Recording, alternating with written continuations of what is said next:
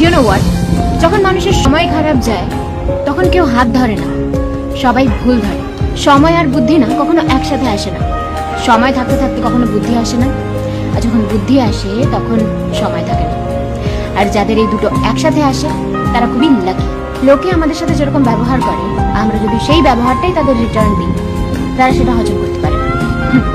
আর তখন তুমি বাজে হয়ে যাবে তাদের কাছে। শোনো, কারোর ওপর অন্ধবিশ্বাস করা উচিত না, কারণ একজন অন্ধ মানুষও যখন দেখতে শেখে তখন সে প্রথমে ওই লাঠিটাকেই ফেলে যে লাঠিটা এতদিন তার সাথে ছিল। পরকে আপন বানানো অনেক সোজা, কিন্তু আপনকে আপন বানিয়ে রাখা অনেক বেশি কঠিন।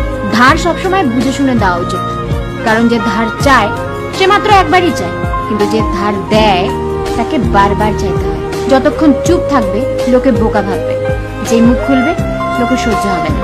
তুমি ঠিক, এটা তোমার আত্মবিশ্বাস, কিন্তু শুধু তুমিই ঠিক বাকি সবাই ভুল, এটা তোমার ভুল, তোমার অহংকার। যেই পরিবারে সবাই একে অপরের হাত ধরে থাকে তাকে কখনো অন্য কারোর পা ধরতে হয় না। বয়স বাড়ার মধ্যে না একটা আলাদাই ব্যাপার রয়েছে, বুঝলে?